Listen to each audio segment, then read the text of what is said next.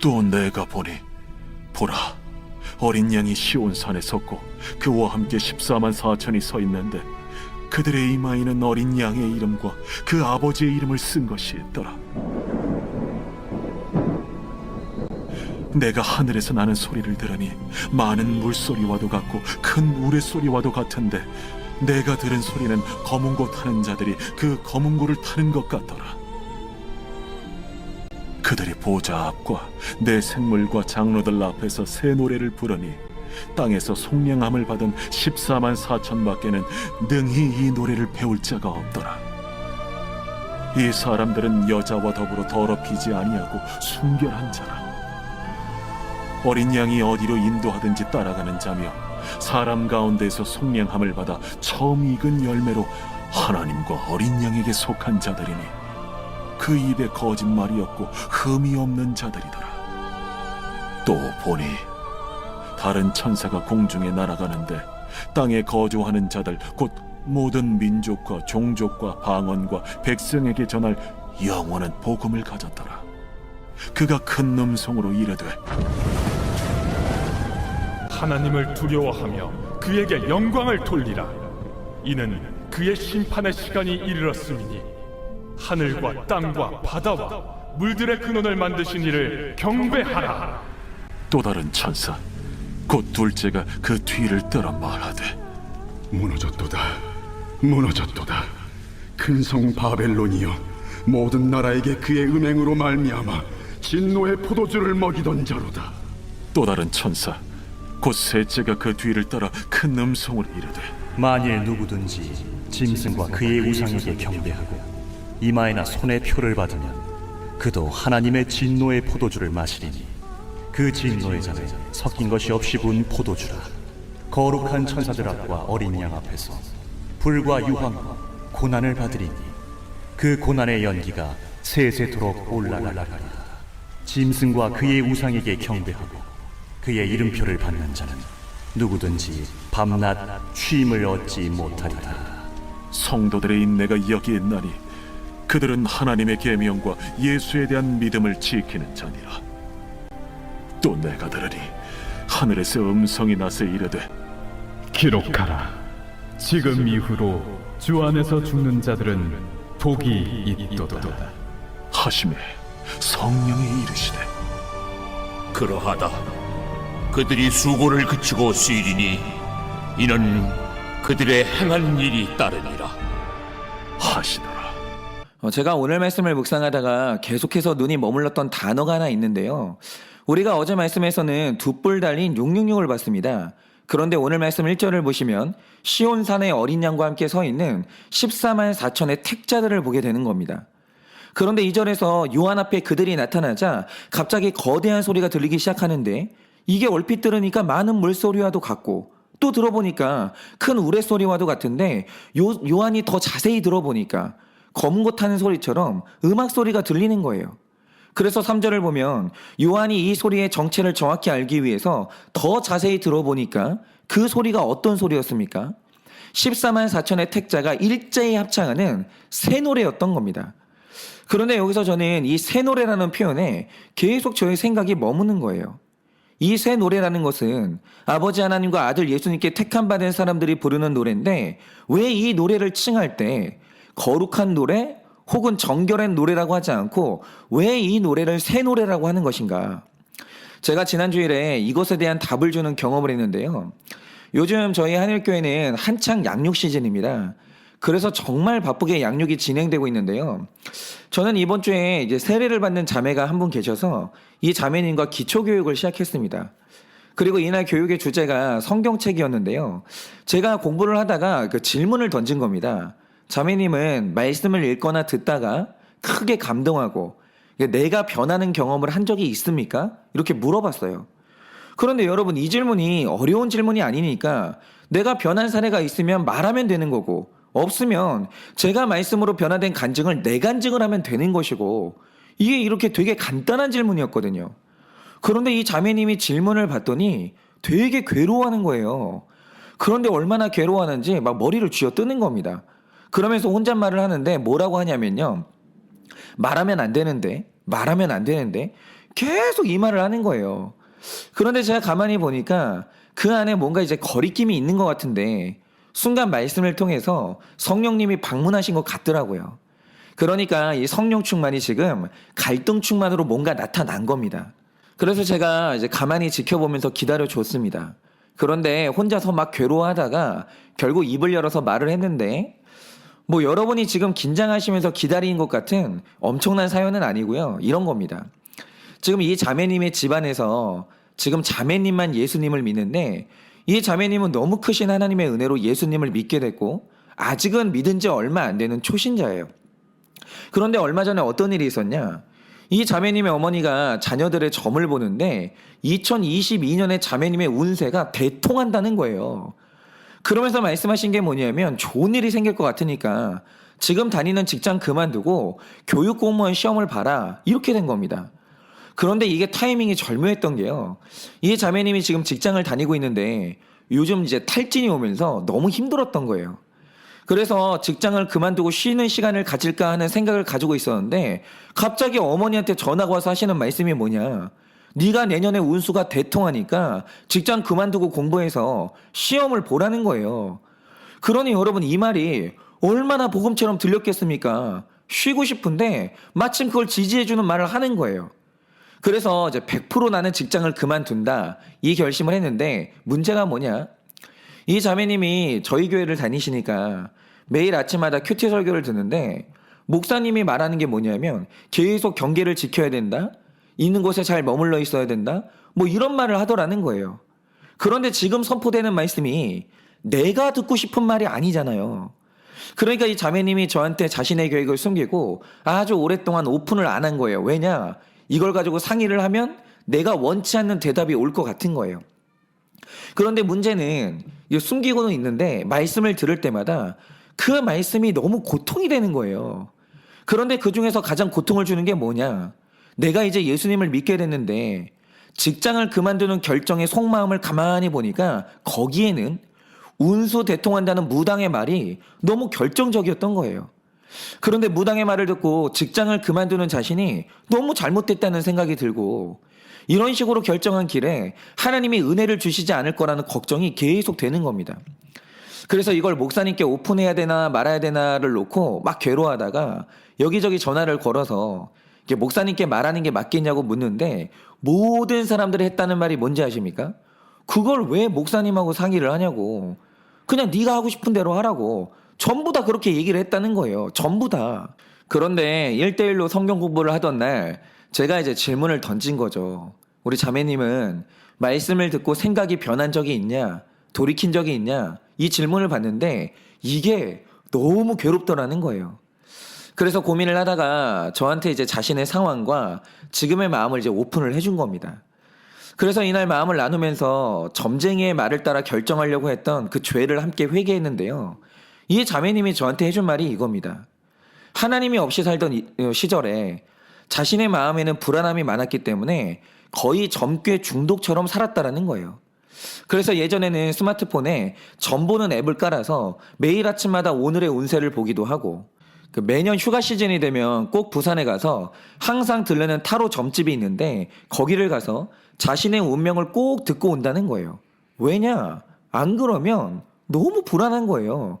그러니까 그런 것에 의존할 수밖에 없었던 거죠. 그런데 그렇게 하면서도 이 자매님의 마음에는 죄책감이 전혀 없었습니다. 그런데 이 자매님이 예수님을 믿고 나니까 그 불안함이 사라지면서 오늘의 운세를 알려주는 어플도 지우고 교회를 다닌 이후로는 그 타로 점집에 한 번도 안 갔다는 겁니다. 왜냐하면 나는 이제 예수님을 믿게 됐고 마음이 편하니까 갈 필요가 없었던 거예요. 그런데 내가 먼저 찾아간 게 아니라 한창 내 마음이 힘들 때 어머니한테 전화가 오더니 갑자기 내년 운세를 들었는데 그게 또 내 마음을 사로잡는 거죠. 그런데 예전과 다른 게 뭐냐? 예전에는 이 점괘가 나를 이끌고 내 마음에 평안함을 줬었는데 이번에도 그렇게 해보려고 하니까 성령님이 그냥 그걸 두시질 않는 거예요. 점괘를 믿는 그 마음에 평안을 사라지게 하시고 말씀으로 계속 두드리시면서 그 길을 가지 못하게 막으시는 거예요. 이전처럼 살지 못하게 하시는 거죠. 그런데 이렇게 괴로워하다가 그러면서 이 자매님이 결국 죄 앞에서 한 말이 뭡니까? 제가 또다시 점의 마음이 흔들리는 죄를 지었다고. 그런데 다시 말씀을 따르고 주시는 처방에 잘 따르겠다고 이제 그런 말을 한 겁니다. 돌이킨 거죠. 그러니까 이전 같으면 누구에게 묻지도 않고 자기 마음대로 결정했을 자매님 입에서 이런 말이 나오는 거예요. 그런데 내 입에서 내 욕구를 따르는 일상의 언어가 아니라 예수님을 따르는 순종의 언어, 이전에는 해본 적이 없는 언어가 나오는 게 뭐냐? 바로 이게 새 노래예요. 이 자매님은요, 예전에 이런 말을 해본 적이 없습니다. 점을 보는 게 죄라는 말도 없었고요. 내가 말씀을 듣고 내 방향을 꺾은 적도 없었고요. 늘 내가 해왔던 생각이 있고 결정이 있었다라는 거죠. 그런데 예수님을 믿고 난 다음에 이전에 해본 적이 없는 고백, 이전에 해본 적이 없는 순종, 이전에 해본 적이 없는 적용을 하는 거예요. 이거는 내 의지가 아닌 거죠. 그러니까 말씀을 통해 이전에 내가 완전히 깨지고 새로운 고백을 하는 게 뭐냐? 이게 바로 택자의 입에서 나오는 새 노래예요. 그러니까 여러분, 왜 오늘 말씀이 택자의 입에서 나오는 노래를 굳이 새 노래라고 표현했는지 잘 생각을 해보세요. 원래 모든 사람의 입에는 이전에 내가 부르던 나의 노래가 있어요. 이걸 성경대로 표현하자면 이게 666의 노래인데 보통 666의 사람이 나이를 먹으면 일어나는 현상이 뭡니까? 만약 그 사람의 입에 거짓의 습관이 있다고 하죠. 그러면 나이를 먹을수록 그 거짓이 깨지는 게 아니라 거짓이 강화되는 거예요. 또 어떤 사람에게 혈기가 있다고 하죠.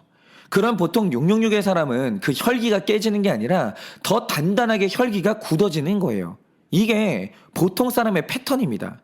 나이가 들고 시간이 가면 갈수록 내 자아가 굳어지는 거예요. 그래서 설교자는 성도님들이 은혜를 받았다고 할 때 이 표현을 정말 무섭게 분별해야 되는데요. 666의 사람이 은혜를 받았다라고 하면 그 말 뜻이 뭔지 아십니까? 오늘 목사님이 한 말과 내 평소 생각이 똑같다는 거예요. 다시 말해 설교를 듣고 내가 깨지는 게 아니라 자기 생각이 더 강화되는 사람이 있어요. 물론 택자도 설교를 들을 때 목사님의 설교와 내 생각이 같을 때가 있습니다. 그런데 제가 말씀드리는 게 뭐냐면요. 저 목사가 내 생각과 같은 말을 해야만 기분이 좋은 분들이 있다라는 거예요. 그럴 때만 은혜 받는 분들이 있다라는 거죠. 그리고 내 생각과 다른 말을 하면 다 기분이 나쁜 거예요. 그런데 바로 이게 666의 사람들이 느끼는 은혜라는 말의 정체예요. 그런데 여러분, 성령의 은혜라는 게 뭡니까? 성령의 진짜 은혜라는 것은 말씀이 내 안에 들어오는 사건인데 여러분, 말씀이 내 안에 들어올 때 그 들어오는 양상이 뭡니까? 히브리서 4장 12절을 보면 굉장히 유명한 말씀이 있는데요. 이렇게 말씀하시죠.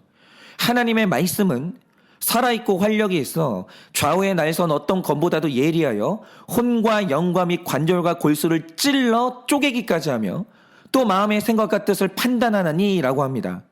그런데 이 말씀에서 우리가 주목할 표현이 뭐냐면 말씀이 한 사람 안에 들어올 때는 반드시 그 사람을 쪼개면서 들어온다라는 거예요. 그런데 여기서 쪼갠다는 말의 헬라어가 메리스모스라는 단어인데 이걸 직역하면 단순히 두 조각을 낸다 이게 아니에요. 찔러서 산산조각을 내버린다 이 뜻입니다. 그러니까 이 말 뜻이 뭐냐면요. 내가 깨지지 않고 말씀이 들어오는 경우는 없다라는 거예요. 다시 말해 그 사람이 그날 깨진 게 전혀 없는데 말씀의 은혜를 받았다고 하면 그건 그 사람의 착각이거나 거짓말일 가능성이 굉장히 높다라는 겁니다. 예를 들어서 저희가 요즘 주일마다 마태복음을 묵상하는데요. 보통 복음서에서 바리새인과 서기관이라고 하면 예수님을 미워하고 시험하는 사람들이잖아요. 그런데 마태복음 22장 16절을 보면 웬일로 이들이 예수님께 올 때 예수님을 부르면서 선생님이라고 높여서 부르는 겁니다. 그리고 하는 말이 뭐냐? 당신은 참되시고 진리로 하나님의 도를 가르치시며 아무도 꺼리는 일이 없으신 분이십니다. 이럽니다. 한마디로 내가 당신 설교에 은혜 받고 있습니다. 이 말이에요.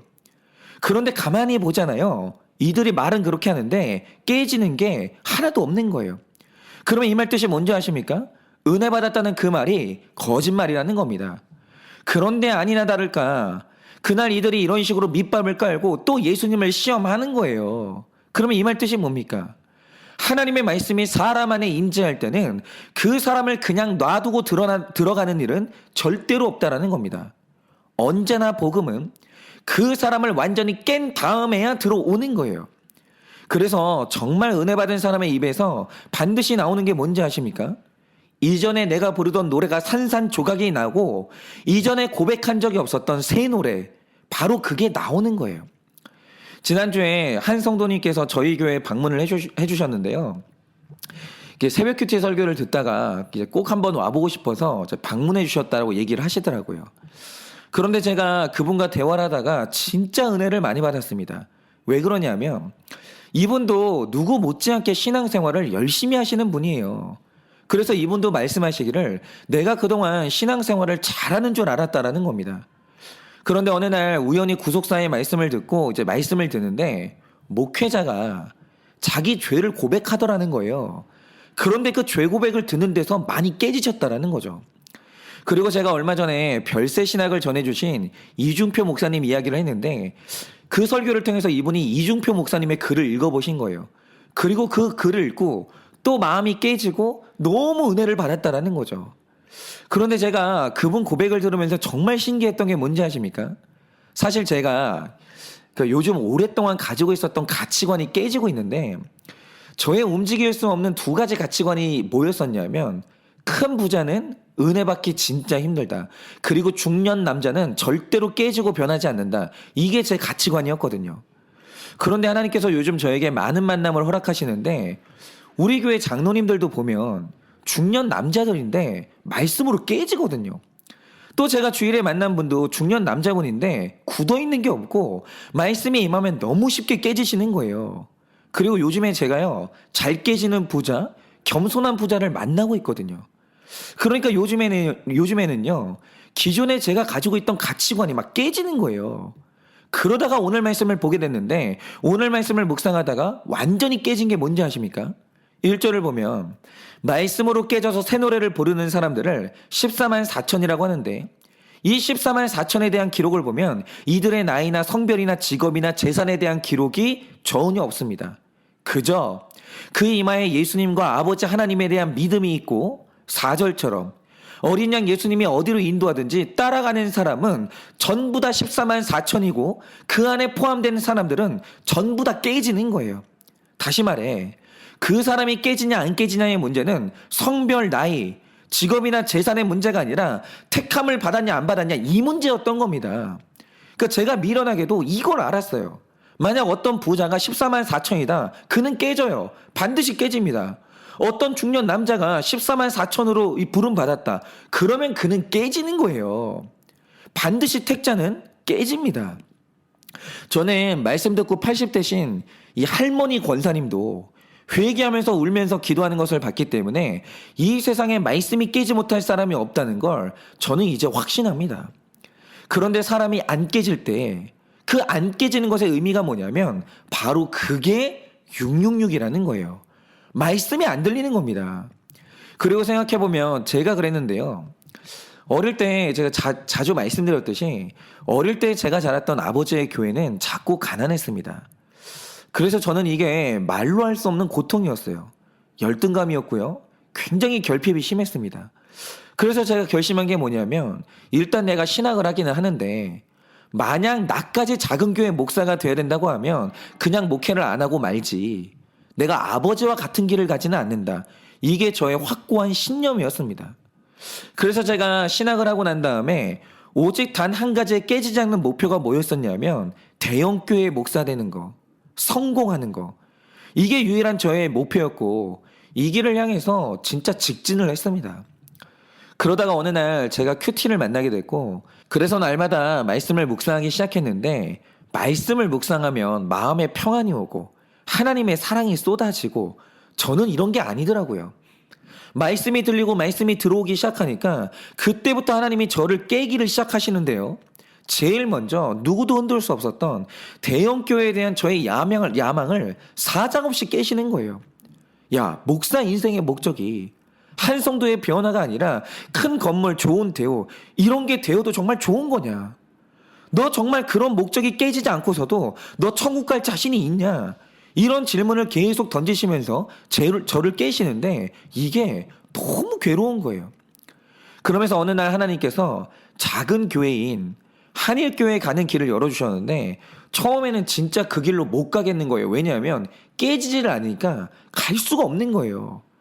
저에게 작은 교회는 근심이었고 고통이었기 때문에 한일교회로 가는 그 길이 지옥길처럼 보이는데 그 생각이 깨지질 않는 겁니다. 도저히 못 가겠는 거예요. 그런데 결국 여러 사람의 이제 응원과 말을 통해서 하나님이 저를 깨시고 결국 이제 작은 교회인 한일교회에 왔죠. 그런데 여기서 우리 성도님들이 잘 들으셔야 되는 게요. 작은 교회에 가는 게 하나님 뜻이다. 작은 교회 목사가 의롭다. 이런 말 하는 게 아닙니다. 제가 드리고 싶은 말씀은 하나님께서 제 생각을 깨셨다라는 거예요. 그러니까 어떤 목사님이 작은 교회 목사만 의롭다라고 생각하면 그 생각도 깨져야 되는 것이고, 저처럼 큰 교회 목사 되는 게 성공이고 행복이라고 생각하는 사람이 있으면 그것도 깨져야 되는 거예요. 어쨌든 말씀은 나를 깨는 거죠. 그런데 제가 이 작은 교회에 오긴 왔는데 그때도 생각이 안 깨지니까 처음 1년은 진짜 불행했습니다. 이제 내 인생은 아버지의 불행이 반복될 거야. 내 삶은 늘 안 되는 일만 있다가 비참하게 끝날 거고, 내 딸이 자라면 작은 교회 목사인 아빠를 원망할 거고, 내 아내는 능력 없는 남편을 무시하게 될 거야. 이런 생각이 저를 너무 괴롭히는 거예요. 그러니까 사람의 생각이 깨지지 않고 그 생각이 666의 상태 그대로 있을 때 일어난 일이 뭔지 아십니까? 11절 말씀처럼 짐승과 그의 이름의 표를 받는 자는 누구든지 밤낮 쉼을 얻지 못하리라, 이거예요. 쉴 수가 없는 거예요. 하나님 앞에서 깨지질 않으니까 밤낮 너무 불행한 겁니다. 그런데 뭐 이런 생각을 가지고 일단 사역을 시작했죠. 하나님이 저를 이끌어 가셨어요. 근데 사역을 해보니까 하다가 제가 체험한 게 뭔지 아십니까? 하나님이 저의 이런 생각을 산산조각을 내시는 거예요. 작은 교회에서도 사람이 변화되고요. 이 작은 교회를 통해서도 복음이 증거되고요. 더 신기한 게 뭐냐면 제가 작은 교회에서 사역을 하는데 점점 행복해지는 거예요. 이상하죠? 행복해요. 그러면서 제가 깨진 게 뭐냐? 교회가 작냐 크냐의 문제가 아니라 거룩이 있냐 없냐, 말씀이 있냐 없냐, 이 문제였구나. 이 생각이 저를 깨는 거예요. 그러니까 여러분, 제가 아버지 교회에 있을 때 왜 불행했겠습니까? 사실 교회 사이즈 때문에 불행했던 게 아니에요. 그냥 내 마음에 작은 걸 무시하는 차별이 있고 야망이 있는데 그게 깨지지 않으니까 그것 때문에 불행했던 겁니다. 그런데 여러분, 세상에서 가장 좋은 게 뭡니까? 이 죄악이 말씀을 통해서 완전히 깨지는 거예요. 나의 편견이 완전히 깨지는 겁니다. 깨지니까 하나님이 일하시고, 새 노래를 부르니까 새 노래를 부르는 다른 공동체를 만나는 거예요. 그러니까 세상에서 제일 좋은 게 뭐냐? 말씀 듣고 깨지는 게 가장 통쾌한 인생이고 가장 아름다운 삶이라는 겁니다. 여러분은 깨지는 게 복이라는 걸 믿으십니까? 정말 바라기는 여러분이 말씀을 들을 때마다 여러분의 그 고집, 그 욕심, 그 집착, 그 편견들이 전부 다 깨지기를 원합니다. 그래서 여러분들이 날마다 새 노래를 부르며 기쁨으로 인생을 걷는 여러분 되시기를 예수님의 이름으로 축원합니다. 기도하겠습니다. 하나님, 지난날에 저는 저의 욕심과 야망이 깨지질 않아서 날마다 그 야망과 욕심을 따라 삶을 살았지만 그것 때문에 밤낮 쉼을 얻지 못하고 괴로워하는 인생이었습니다. 그러나 주님, 너무 감사하게도 주님의 말씀은 저를 포기하지 않으사 날마다 저의 편견과 저의 고집과 저의 생각을 깨셨고, 깨짐으로 말미암아 주님을 다시 만났고 저의 삶이 비로소 새 노래를 부르며 쉼을 얻는 인생이 되었습니다. 하나님, 오늘도 우리 이 말씀을 듣는 성도님들 가운데 내 생각이 깨지지 않아 고통받는 것이 무엇입니까? 하나님, 정말 바라기는 오늘 선포된 이 말씀이 우리 성도님들의 마음을 깨고 들어가 우리 성도님들을 바꿔놓고 이제는 그 입에서 새 노래를 부르는 아름다운 인생이 되기를 원합니다. 하나님, 오늘도 말씀이 들리게 하여 주시고 말씀으로 우리를 채워주셔서 새 노래를 부르며 어린 양 예수를 따라가는 인생 될 수 있도록 주님께서 오늘도 우리를 변화시켜 주시옵소서. 그렇게 주님께서 오늘도 우리에게 큰 은혜를 주실 줄 믿사오며 살아계신 예수님 이름 받들어 기도드립니다. 아멘.